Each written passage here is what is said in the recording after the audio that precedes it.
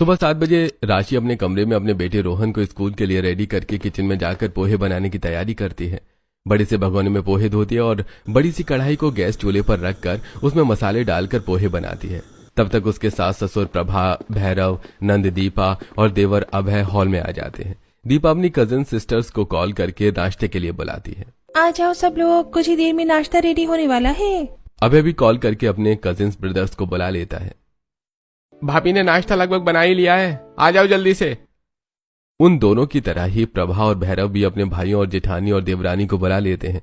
उनके आने से पहले राशि बड़े से बर्तन में पोहे और प्लेट्स लेकर वहां पहुंच जाती है। उनके आने के कुछ देर बाद खानदान के बाकी लोग चंपा, रमेश, सरिता, बसंत, नीलम, पंकज, रजनी, आरती, संजय और जितेंद्र और रोहन भी हॉल में पहुंच जाते हैं।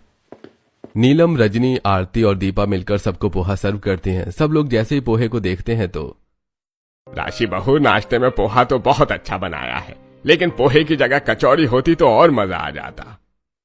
अरे भाई, कचौरी के साथ समोसा होता तो और ज्यादा मजा आता।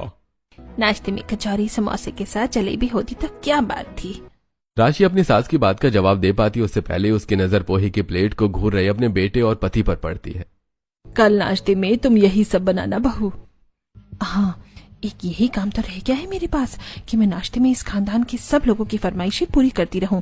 आप सबने सोचा भी है कि इतने बड़े खानदान के लिए नाश्ता बनाने में कितना टाइम और मेहनत लगती है। बहू, तुम भी ना कैसी बातें करती हो। इतना बड़ा खानदान है तो नाश्ता बनाने में टाइम तो लगेगा ही। मैं क्या सोच रहा था कि आज तुम नाश्ते में आलू के पराठे बना देती तो मैं ऑफिस ले जाता। मम्मी, आज मेरा मन कटलेट खाने का कह रहा है। जो बना है चुपचाप खाओ और जाओ स्कूल और ऑफिस। मुझे और भी काम होते हैं, मैं सिर्फ नाश्ता बनाने नहीं बैठूंगी। अरे यही बात तुम प्यार से भी तो कह सकती थी, इतना भड़कने की क्या जरूरत थी। क्या कहा तुमने? मैं तो कह रहा था कि पोहे भी आलू के पराठे से कम टेस्टी नहीं है। बोलता हुआ जितेंद्र पोहा खाने लगता है। कुछ ही देर में सब लोग नाश्ता कर लेते हैं। नाश्ता करके जितेंद्र रोहन को लेकर घर से बाहर चला जाता है और राशि, दीपा मिलकर झूठे बर्तन लेकर किचन पहुंच जाती है। सिंक में झूठे बर्तन रखकर दीपा हॉल में जाकर झाड़ू लगाने लगती है। तब तक राशि सिंक में रखकर कढ़ाई साफ करने लगती है। तभी दीपा हॉल में झाड़ू लगाकर किचन पहुंचती है और भाभी, आप अकेले ही इतनी बड़ी कढ़ाई क्यों साफ करने लगी? मैं आ रही थी ना आपकी मदद करवाने के लिए। रहने दीजिए ननन जी, मैं खुद साफ कर लूंगी। राशि की बात को नजरअंदाज करके दीपा कढ़ाई साफ करवाने लगती है। भाभी जी, आपके लिए एक गुड न्यूज है।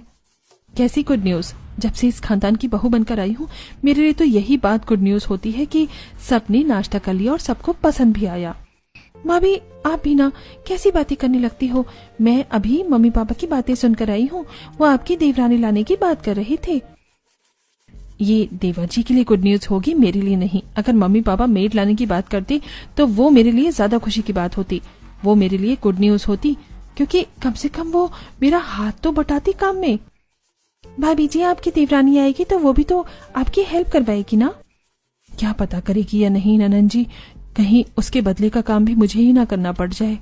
आपस में बातें करते हुए दोनों नंद भौजाई बर्तन साफ करके घर के दूसरे काम करने लगती हैं और प्रभा और भैरव अभय को लेकर लड़की देखने चले जाते हैं। शाम को वो घर वापस आकर घर के बड़े से आंगन में खानदान के और लोगों के साथ बैठ जाते हैं। कुछ ही देर में राशि उनके पास चाय लेके पहुंचती है।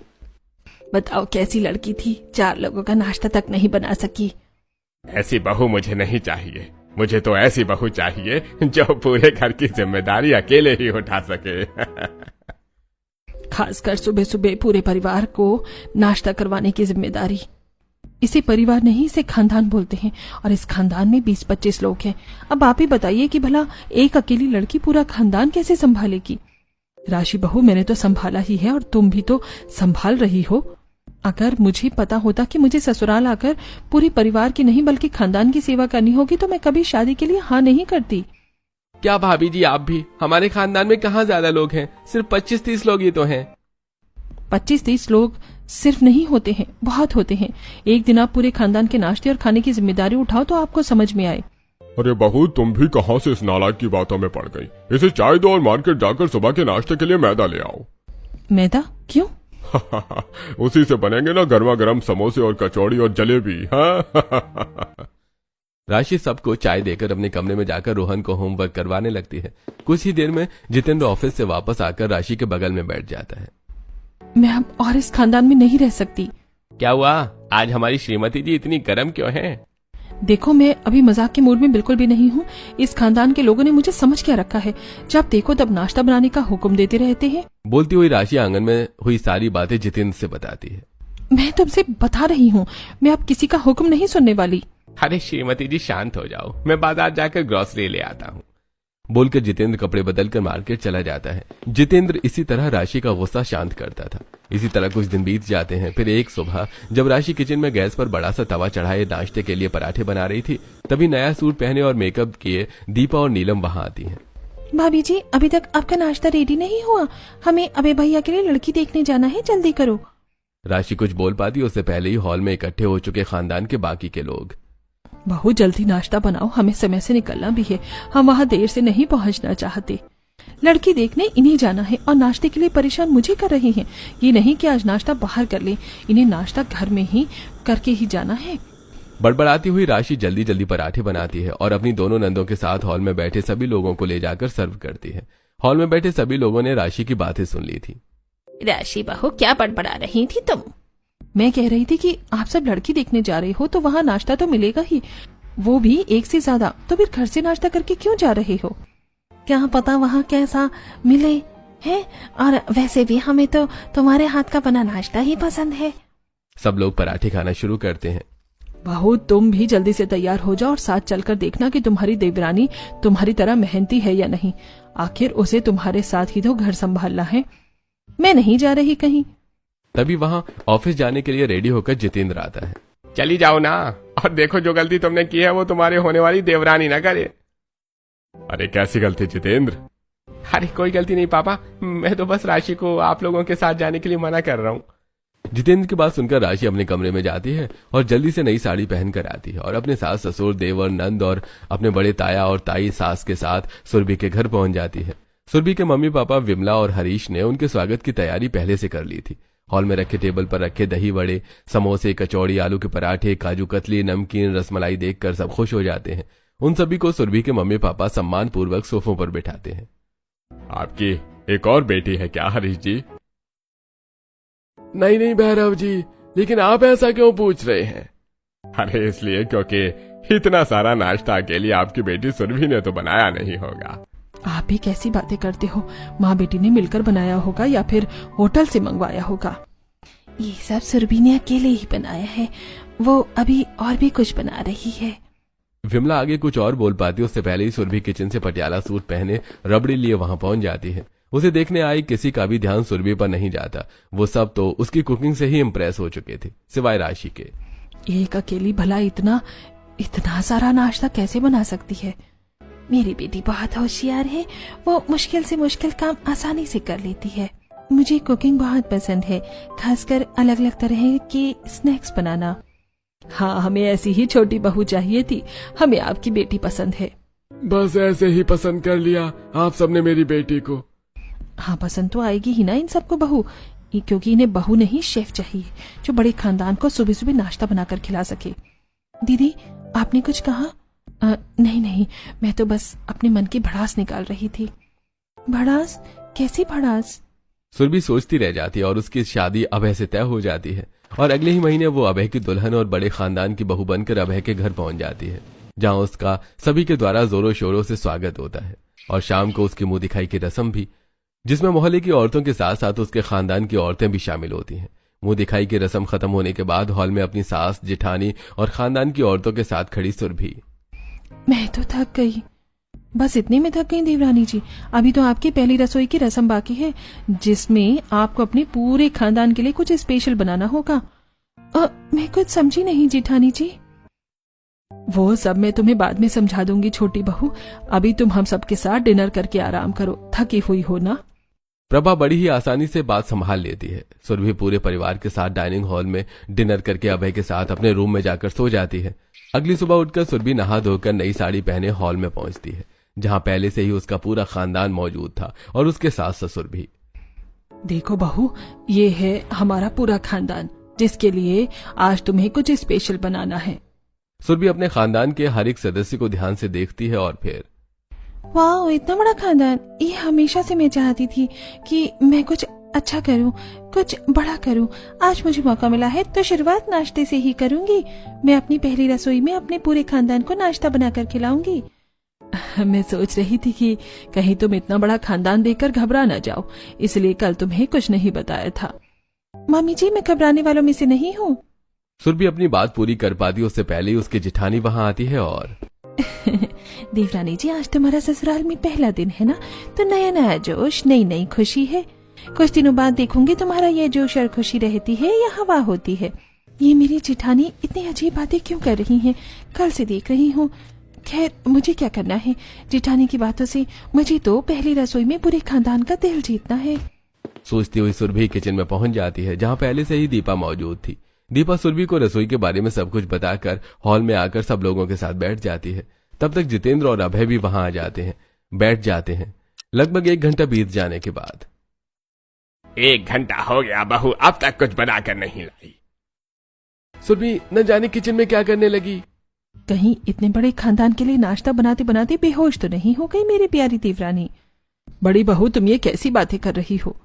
तभी वहां सुरभि बड़े से बर्तन में बालूशाही, श्रीखंड, कचौड़ी और आलू बड़े लेकर आती है और सबको सर्व करती है। सभी लोग जैसे ही बालूशाही खाते हैं तो अरे छोटी बहू, तुमने टाइम जरूर लगाया, लेकिन तुम्हारे बनाए नाश्ते बहुत स्वाद हैं।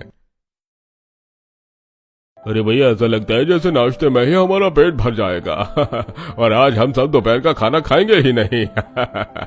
आप सब मेरी इतनी तारीफ मत करो, कहीं मैं चने के झाड़ पर न चढ़ जाऊं। नहीं छोटी भाभी, वाकई नाश्ता बहुत अच्छा है, बस थोड़ा ज्यादा टाइम लगा बनाने में। आप सब चिंता मत करिए, कल से मैं सिर्फ 10 मिनट में आप सबको नाश्ता बनाकर खिलाया करूंगी। ऐसा कैसे हो सकता है बहू? आप बस देखती जाना मैं कैसे क्या करूंगी। बड़ी आई 10 मिनट में इतने बड़े खानदान के लिए नाश्ता बनाने वाली। मुझे 2 घंटे से 1 मिनट भी कम टाइम नहीं लगता और ये 10 मिनट में बनाएगी। मैं भी देखती हूँ कैसे बनाएगी। सोचते हुए राशि की हंसी निकल जाती है। वो अपनी हंसी दबाए हुए अपने रूम में चली जाती है। सुरभि ने पहले ही दिन पूरे खानदान को नाश्ता खिलाकर सबको इम्प्रेस कर दिया था, लेकिन फिर भी सबके मन में एक ही सवाल था, आखिर बहू 10 मिनट में पूरे खानदान के लिए नाश्ता कैसे बनाएगी और क्या बनाएगी? सोचते हुए सभी लोगों का दिन गुजरता है। रात होती है और अगली सुबह भी। सुबह सुबह सुरभि का पूरा परिवार और खानदान हॉल में इकट्ठा होता है। कुछ ही देर में नई साड़ी पहने और गीले बाल बांधती हुई सुरभि वहां आती है। अरे, आप सब इकट्ठे भी हो गए? आप सब बस 10 मिनट रुकिए, मैं अभी आपके लिए कुछ बढ़िया सा नाश्ता बना कर लाती हूँ। बोलती हुई सुरभि किचन में चली जाती है और उसके जाने के बाद उसकी जेठानी दीवार पर टंगी घड़ी देखती है जो 8 बजा रही थी। मैं भी तो देखूं मेरी प्यारी देवरानी की बातों में कितना दम है और ये 10 मिनट में क्या बना कर लाती है, उबला पानी या फिर गर्म हवा। राशि सोचती ही रह जाती है और सुरभि किचन में गर्मा गर्म भजिए, इमली की चटनी और सैंडविच बनाकर ले आती है। बहू, ये क्या, हमें बिल्कुल भी उम्मीद नहीं थी कि तुम 10 मिनट में नाश्ते में इतना कुछ बना लोगी। अभी आप सबने मुझे अच्छे से जाना कहा है। आप बस देखते जाओ मैं पूरे खानदान को 10 मिनट में नाश्ते में क्या क्या बनाकर खिलाती हूँ। देवरानी जी, या आपने कैसे कर लिया? बस मेरा जादू जेठानी जी, आप ही चक्कर देखो और बताओ स्वाद है कि नहीं। सुरभि अपनी जेठानी की तरफ इमली की चटनी में डुबाकर पकौड़े बढ़ाती है और जैसी वो चखती है तो तुम्हारे हाथों में स्वाद भी है देवरानी जी, इम्प्रेसिव। एक तरफ जहां राशि अपनी देवरानी के बनाए पकौड़ों की तारीफ कर रही थी तो वहीं दूसरी तरफ आखिर देवरानी ने ऐसे कैसे कर लिया? मुझे तो 2 घंटे लग जाते हैं नाश्ता बनाने में और 10 मिनट तो ये सोचने में ही लग जाते हैं कि मैं क्या बनाऊं। लेकिन मेरी देवरानी ने 10 मिनट में इतना टेस्टी नाश्ता कैसे बना लिया? कुछ तो झोल है। राशि सोच रही थी कि तभी उसकी देवरानी की नजर उस पर पड़ती है। क्या हुआ जेठानी जी, आप क्या सोच रही हो? बस यही सोच रही हूँ कि आपने सिर्फ 10 मिनट में इतना टेस्टी नाश्ता कैसे बना लिया, वो भी पूरे खानदान के लिए। ये मेरी एक ट्रिक है, आप कहो तो मैं आपको भी सिखा दूं। नहीं नहीं, मुझे आपकी ट्रिक सीखने की कोई जरूरत नहीं है, मैं अपने तरीके से नाश्ता बनाकर ही खुश हूँ। राशि रोखा बोलती हुई अपने कमरे में चली जाती है। तभी दीपा सुरभि के पास सैंडविच लेने जाती है। ननन जी, आप एक बात बताओ मुझे। क्या भाभी? जेठानी जी ऐसे ही रूड हमेशा से थी या अभी अभी हो गई हैं? नहीं छोटी भाभी, पहले बड़ी भाभी बहुत स्वीट थी, लेकिन फिर धीरे धीरे न जाने क्या हुआ कि वो इतनी रूड हो गई। तभी राशि स्कूल ड्रेस में रोहन को अपने साथ लिए हॉल में आती है और दोनों की बातें सुनकर मेरे बारे में क्या क्या बातें हो रही हैं? कुछ नहीं भाभी जी, हम दोनों आपकी तारीफ कर रहे हैं। मुझे पता है मेरी कौन सी तारीफ हो रही थी। बोलती हुई राशि वहां से रोहन के साथ चली जाती है और उसे स्कूल बस में बिठाकर वापस आती है।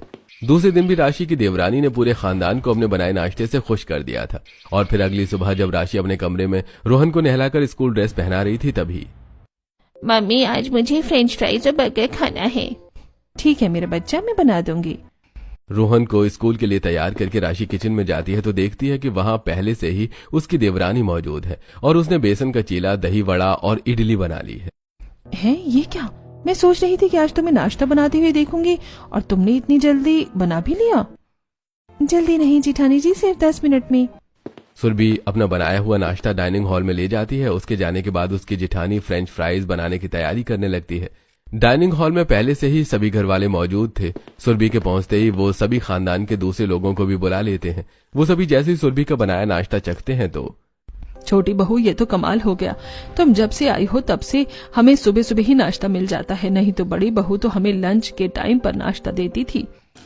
किचन में फ्रेंच फ्राइज तलती हुई राशि अपनी सास की बात सुनती है और गुस्से से भरी डाइनिंग हॉल में पहुंच जाती है। क्या कहा मम्मी जी आपने? मतलब छोटी बहू के आते ही आपने बड़ी बहू की बुराई शुरू कर दी? ये कौन सी बात होती है भला?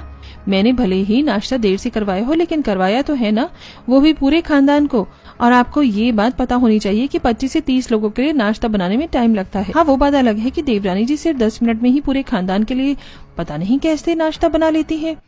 बहू, मैं तुम्हारी बुराई नहीं कर रही, बस तुम्हारी देवरानी की तारीफ कर रही हूँ।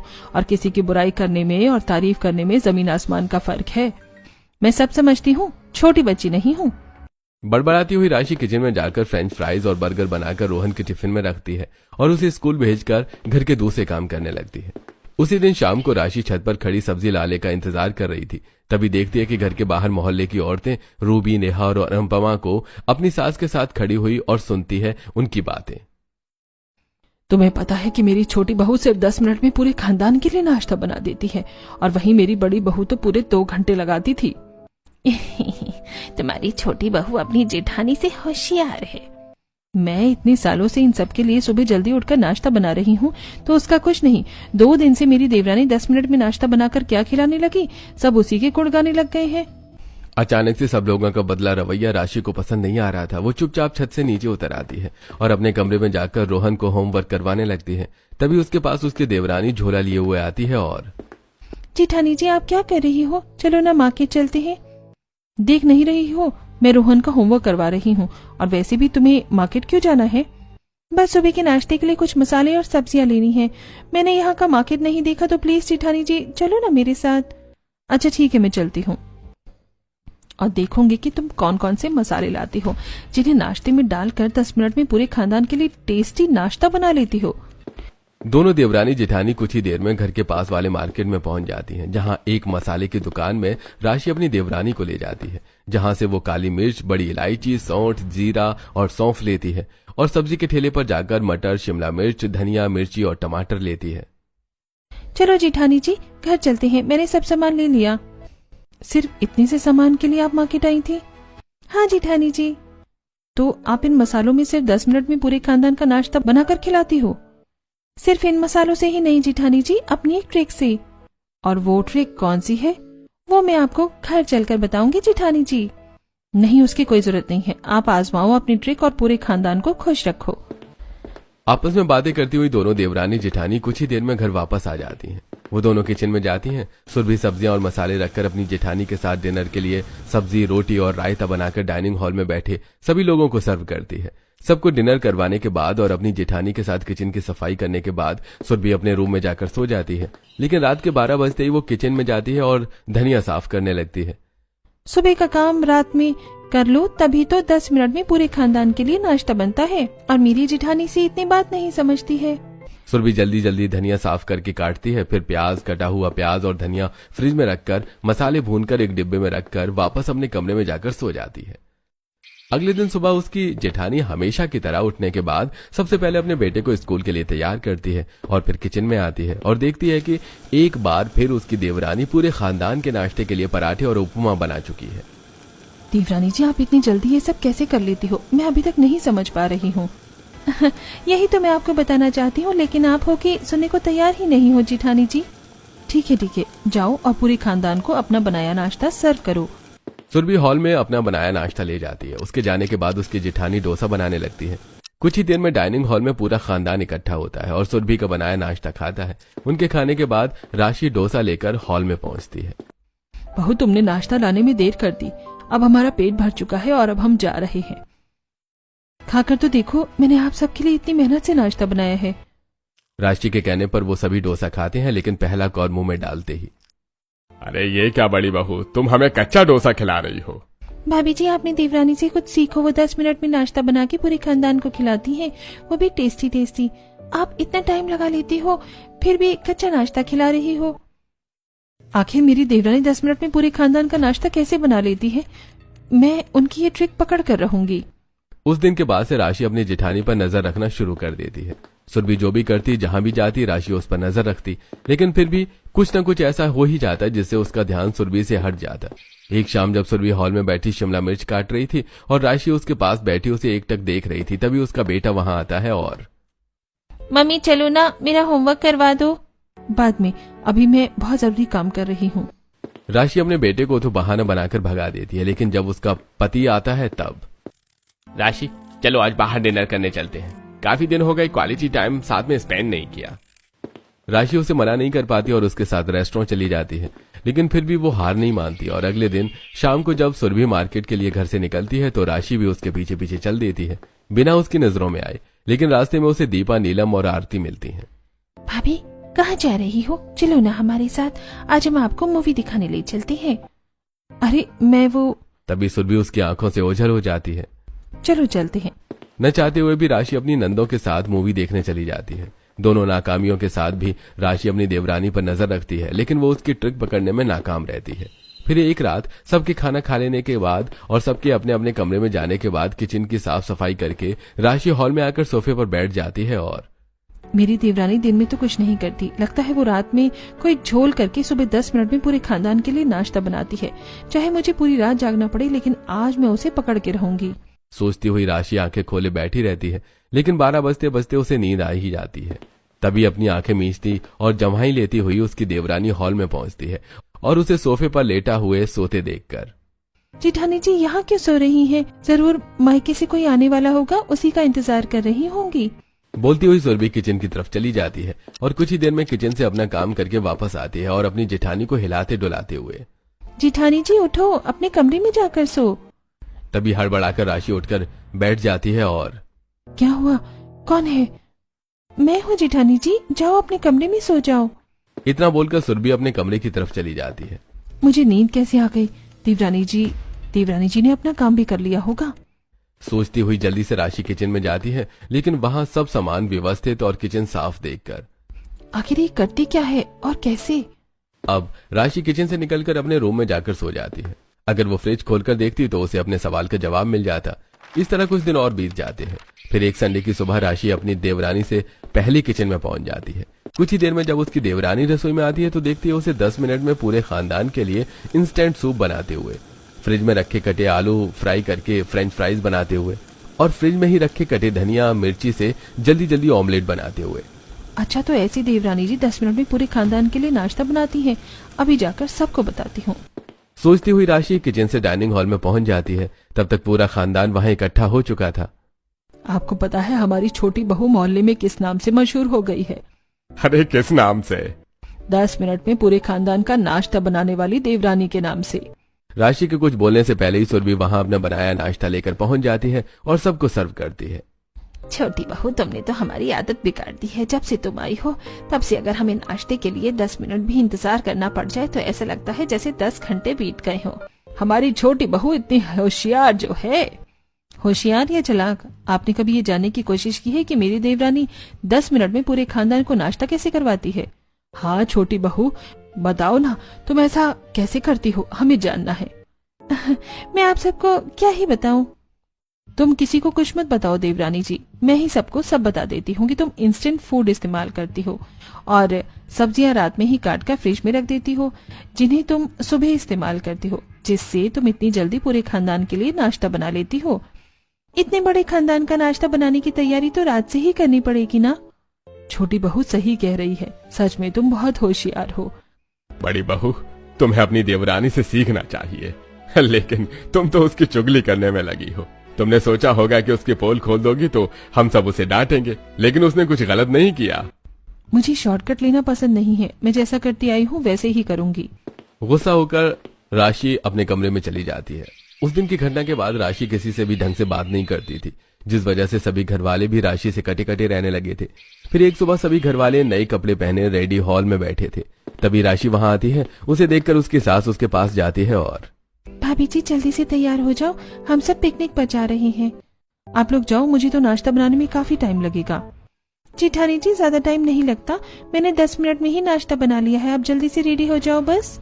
मैंने कहा ना मुझे टाइम लगता है। उस दिन से पहले तक सुरभि अपनी जेठानी की बातें सुनती आ रही थी, लेकिन उस दिन उसके सब्र का बांध टूट गया। जेठानी जी आप मुझसे इतनी चिढ़ती क्यों हो? एक तो खुद आप अपने स्वभाव को बदलना नहीं चाहती और मैं बदलाव लेके आई हूँ तो आपको वो पसंद नहीं आया। खुद को बदलो, नहीं तो किचन में ही बंद होकर रह जाओगी, क्योंकि हमारा खानदान बहुत बड़ा है। हाँ खानदान बड़ा है, लेकिन इतने बड़े खानदान के साथ रहने की जरूरत क्या है? तभी जितेंद्र आगे आता है और उसका हाथ पकड़कर उसे कमरे में ले जाता है। ये तुम सबके सामने क्या बोल रही थी राशि? मैं सही बोल रही थी।